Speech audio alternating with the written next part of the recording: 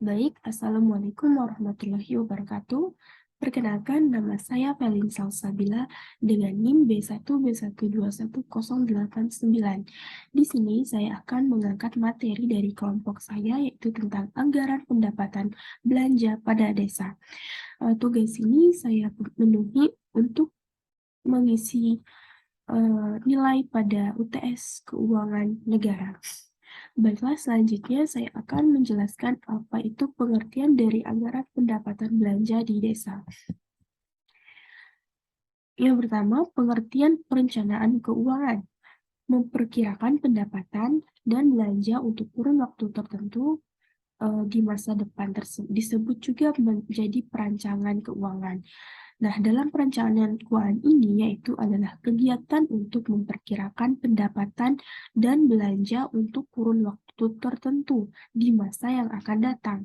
Keuangan negara perlu dikelola dengan baik, karena ketika pengelolaannya dilakukan secara asal, maka akan menjadi efek yang buruk bagi para penerima hasil keuangan tersebut. Keuangan negara juga sebagai hak dan kewajiban negara yang dapat dinilai dengan uang, seharusnya menjadi proses perencanaan, penganggaran, dan pertanggungjawabannya yang terintegrasi dari sistem keuangan yang terpadu di mana didapat menjadikan keuangan negara dapat menjadi instrumen mewujudkan keadilan sosial. Itu merupakan pengertian dari perencanaan keuangannya. Selanjutnya yaitu pengertian dari pada APBD. APBDes, APBDes, APB desa ya sebenarnya. APB desa yaitu merupakan catatan atau dokumen yang berisi hasil persetujuan atau kesepakatan kepala desa dan Badan Pemusyawaratan Desa atau BPD tentang belanja yang ditetapkan untuk melaksanakan kegiatan pemerintah desa dan dapat diharapkan untuk memenuhi keperluan belanja para rakyat desa atau warga desa. Dan pembiayaan tersebut diperlukan bila diperkirakan akan terjadinya defisit atau surplus. Dan APBD ini mengkoordinasikan aktivitas belanja pemerintah desa dan memberikan suatu periode 1 tahun yang dituangkan dalam bentuk peraturan desa atau Perdes. Oleh karena itu, perencanaan dan penanggulangan oleh keuangan desa tersebut merupakan instrumen yang merupakan dari kebijakan publik sebagaimana upaya pemerintah desa dalam menyelenggarakan pemerintah yang dalam melaksanakan pelayanan di masyarakat agar pelayanan di masyarakat tersebut dapat dilakukan secara efektif dan kondusif. Selanjutnya yaitu fungsinya APBDes ini. Fungsinya yaitu pertama, APBDes disusun berdasarkan peraturan tentang RKP desa. Yang kedua, APBDes disusun untuk masa 1 tahun anggaran. Yang ketiga, rancangan APBDes harus dibahas dan disepakati antara kepala desa dan BPD. Yang keempat, APBDes dapat disusun sejak bulan September dan harus ditetapkan dengan peraturan desa selambat-lambatnya itu 31 Desember pada tahun yang dijalani. Untuk melaksanakan kegiatan sesuai perencanaan yang ditetapkan, fungsi APBDes tersebut menjamin tersedianya anggaran yang pasti untuk melaksanakan rencana kegiatan daripada pengertian APBDes ini dan tujuan APBDes ini. Dan ini adalah merupakan suatu alasan mengapa desa perlu membuat adanya APBDes. Setelah mengetahui pentingnya APBDes, kita juga perlu mengetahui ini adalah merupakan struktur terpenting dari terbentuknya ekonomi yang maju di perdesaan atau keuangan yang maju di suatu perdesaan. Maaf, di sini saya sedang sedikit batuk, jadi maaf jika agak mengganggu. Selanjutnya yaitu adanya pihak penyusun atau ketentuan penyusunan dari APBDes. Yang pertama yaitu dipimpin atau diperintah oleh pemerintah desa yang berupa kepala desa dan perangkat desanya. Yang kedua ada BPD, Badan Pemusyawaratan Desa. Yang ketiga ada perwakilan warga atau tokoh masyarakat yang berupa unsur warga perempuan, warga miskin, dan organisasi kemasyarakatan lainnya. Dan yang keempat yaitu bupati dan camat. Dan peran pihak yang terlibat pada penyusunan APB desa ini adalah yaitu masing-masing yang terlibat. Yang pertama yaitu peran kepala desa yang tugasnya itu menyiapkan SK tim penyusun, membahas Predes APB desa dan Ranpres APB desa, perubahan bersama yang ditetapkan oleh BPD. Terus selanjutnya menetapkan Perdes APBD dan Perdes APB desa. Selanjutnya itu menetapkan kebijakan pelaksanaan APB desa. Yang kedua yaitu peran sekretaris desa, yaitu dia memimpin penyusunan rencana kerja dan anggaran RKA. Selain itu, dapat memeriksa dan merekomendasikan RAB yang diusulkan oleh pelaksananya. Dan yang ketiga yaitu menyiapkan Ranpres APB desa dan Ranpres APB desa dalam perubahan dan Ranpres pertanggungjawaban APB desa. Selanjutnya, tugasnya yaitu adalah menyusun rancangan keputusan kepala desa terkait pelaksanaan Perdes APB desa dan APB desa perubahan. Yang ketiga yaitu peran BPD peran BPD dalam mengawasi proses penyusunan dan implementasi APB desa. Selanjutnya, tugasnya yaitu mengawasi penyusunan implementasi oleh APB desa. Yang keempat, peran masyarakat. Nah, peran masyarakat di sini yaitu konsolidasi partisipan yang terlibat dalam proses. Tugasnya juga memiliki profesi atau program dan kegiatan. Dan yang selanjutnya yaitu terlibat dalam penyusunan RKA atau sesuai tema kegiatan yang akan ditetapkan. Nah, rakyat ini harus bekerja sama dan berkoordinasi untuk mewujudkan rancangan yang telah dibuat oleh APB desa. Yang kelima yaitu peran bupati. Yang pertama melakukan evaluasi, melakukan pembinaan, dan yang ketiga melakukan pengawasan. Selanjutnya, struktur APB desa, pendapatan, pembelanjaan, dan pembiayaan. Ketiga struktur ini terbagi lagi menjadi beberapa pokok bagian, yaitu pendapatan asli desa. Pendapatan asli desa ini berupa hasil usaha, yang kedua hasil aset, dan yang ketiga swadaya partisipasi gotong royong, dan yang keempat pendapatan desa lainnya. Nah, yang dimaksud dengan hasil usaha oleh pendapatan asli desa ini yaitu berupa seluruh usaha milik desa yang dikelola secara terpisah, salah satunya yaitu menimbulkan penerimaan bagi pendapatan desa dari hasil usaha desa tersebut. Antara hasil lain dari BUM desa, contohnya itu seperti koperasi unit desa dan modal lainnya yang akan dilakukan atau dimiliki oleh desa tersebut. Selanjutnya itu hasil aset.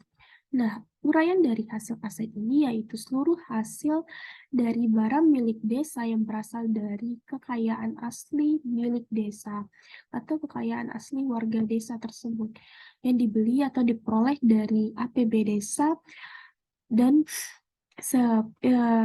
diperoleh hak lainnya oleh orang-orang yang lebih sah, seperti contohnya itu tanah, pasar, dan tambang, bangunan, perahu, pelalang ikan, dan uh, uh,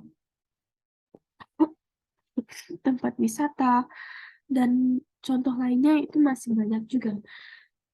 Atau juga mungkin toko-toko yang kecil di deretan desa tersebut.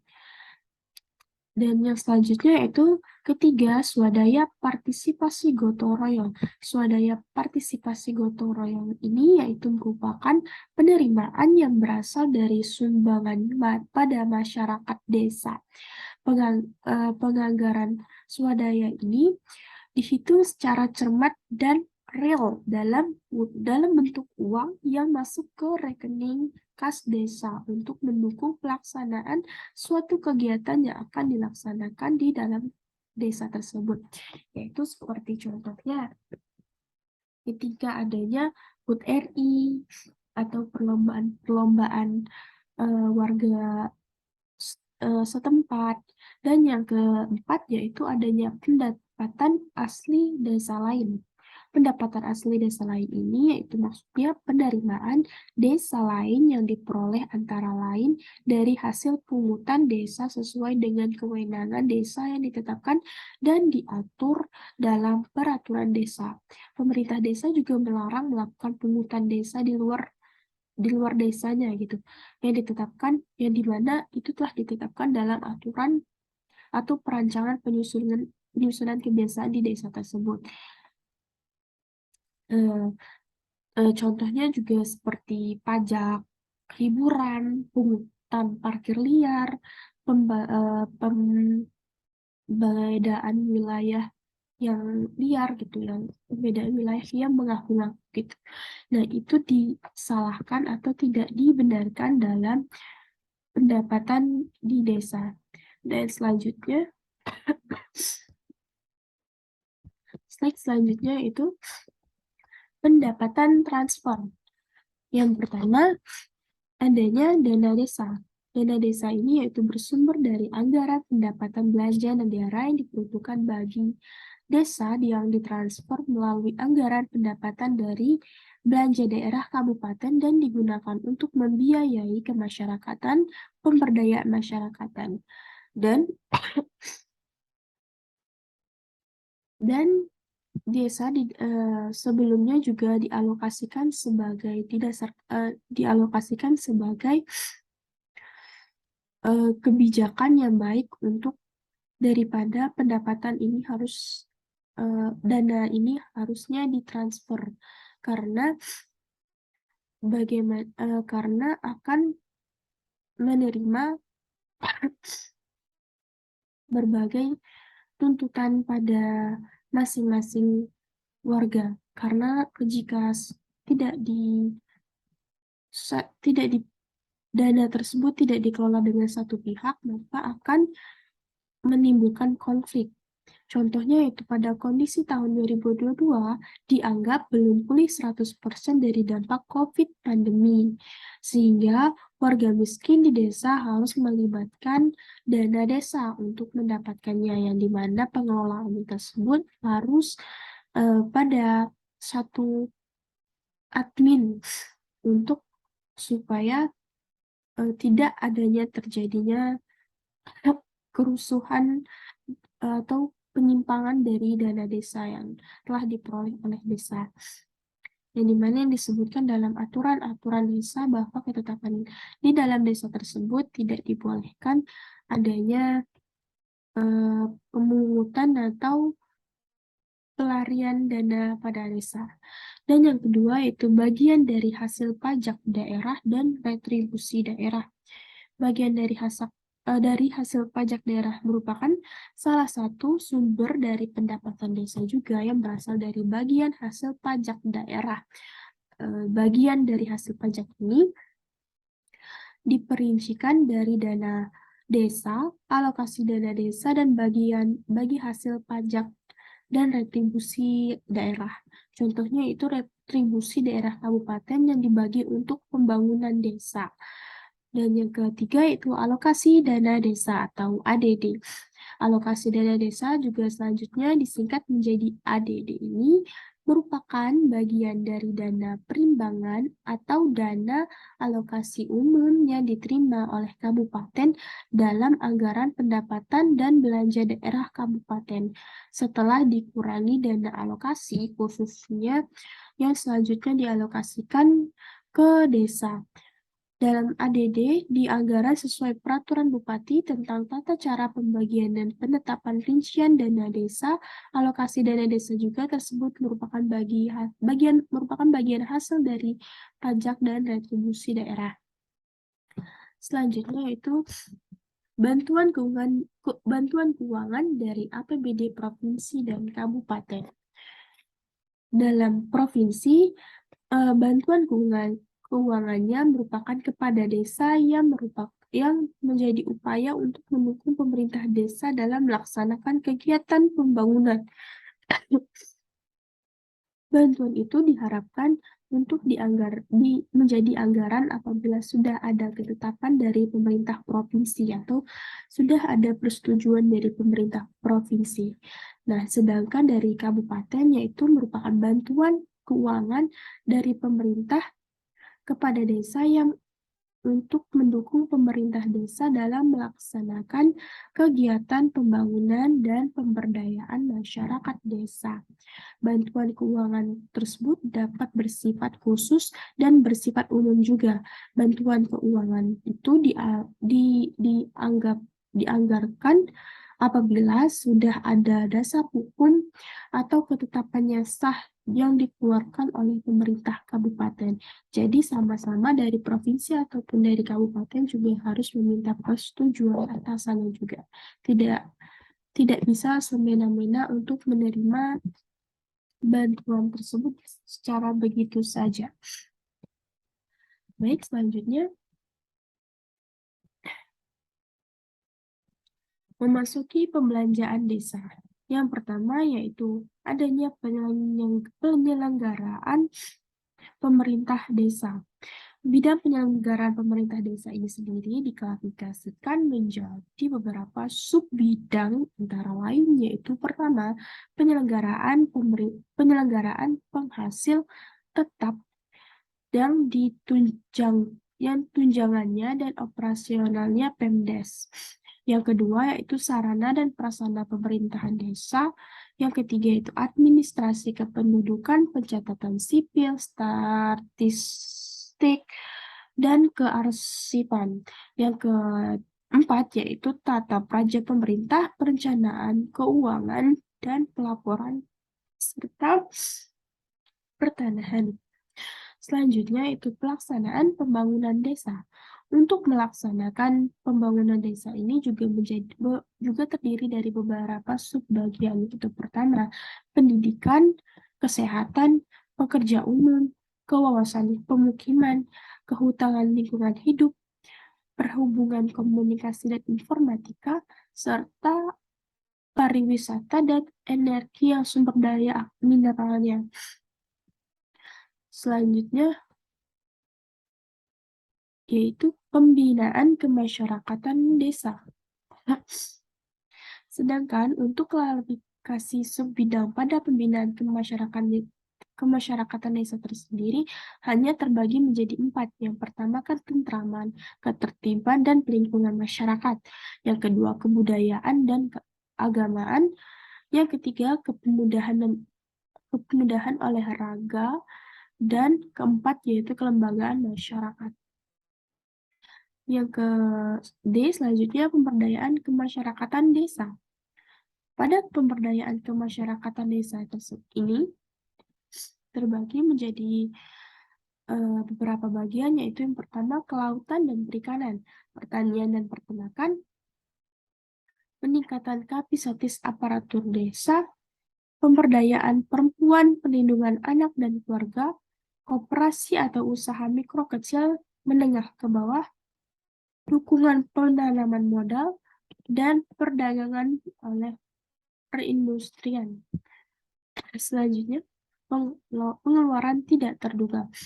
Dalam pengeluaran tidak terduga ini, yaitu bisa bermacam-macam. Contohnya itu pertama penanggulangan bencana, yang kedua yaitu keadaan darurat.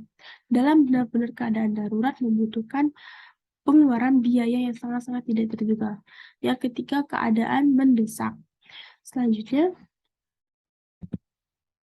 yaitu pembiayaan desa yang terbagi menjadi dua, yaitu penerima pembiayaan, yang kedua pengeluaran pembiayaan. Pada penerima pembiayaan ini merupakan sejumlah uang yang ditransfer melalui rekening pemerintah untuk pemerintah pusat, provinsi, atau kabupaten ke rekening kas yang ada di desa, dan hasil penjualan kekayaan desa juga akan dipisahkan.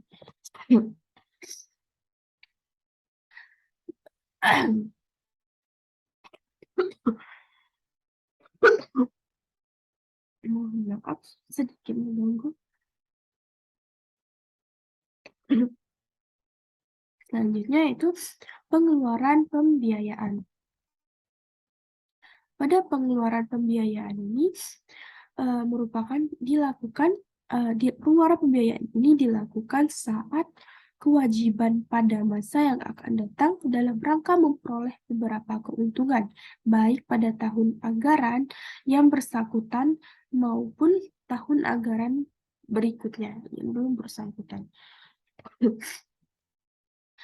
Bagaimana bisa pembentukan dana pengeluaran pembiayaan ini, yaitu dengan cara pembentuknya dana cadangan.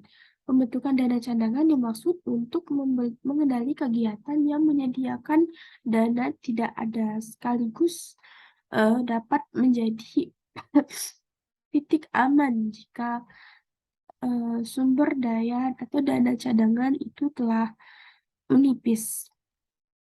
Selanjutnya, pembentukan dana cadangan dapat bersumber pada penyisihan atau penerimaan pada desa, kecuali dari penerimaan yang penggunaannya telah ditentukan secara khusus berdasarkan peraturan perundang-undangan serta anggarannya tidak melebihi tahun akhir masa jabatan kepala desa. Contohnya yaitu pembangunan kantor, kelembagaan desa yang direncanakan, dan memerlukan anggaran yang tidak dapat dibebankan dalam 1 tahun anggaran.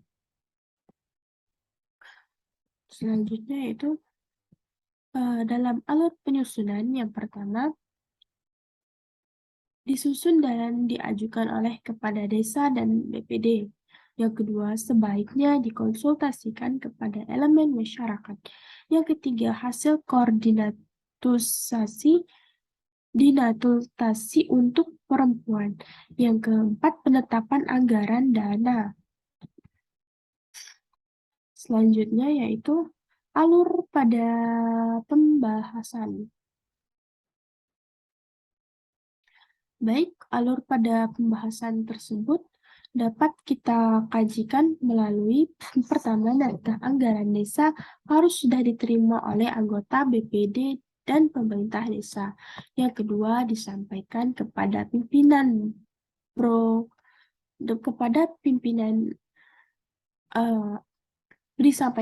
pimpinan BPD dengan surat pengatur dari kepala desa.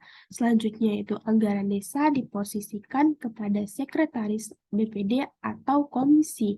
Dan yang keempat, penjelasan anggaran desa dari pihak pengusul. Yang kelima itu pemandangan umum dan anggota BPD dalam pemerintah desa. Dan yang keenam itu pembahasan dalam komisi pemerintah desa dalam kondisi pemerintah desa yang biasa. Yang ketujuh itu pendapatan komisi. Selanjutnya yaitu kesimpulan berdasarkan peraturan menteri dalam dalam negeri nomor 20 tahun 2018 tentang pengelolaan keuangan desa, yaitu dapat terkena pasal 1 ayat 6 yang menyatakan bahwa pengelolaan keuangan desa adalah keseluruhan kegiatan yang meliputi perencanaan, pelaksanaan, penatausahaan, pelaporan, dan bentuk pertanggungjawaban keuangan desa. pelaksanaan pembangunan desa harus didukung dengan jumlah anggaran yang dialokasikan oleh pemerintah desa atau pemerintah pusat yang perlu meningkatkan alokasi dana desa melalui anggaran pendapatan dan belanja desa. Baik, sekian yang dapat saya sampaikan. Jika ada kekurangannya, saya mohon maaf. Mohon maaf jika kondisi saya sekarang tidak sedang membaik. Eh, saya akhiri dengan wabillahi taufiq wal hidayah. Wassalamualaikum warahmatullahi wabarakatuh.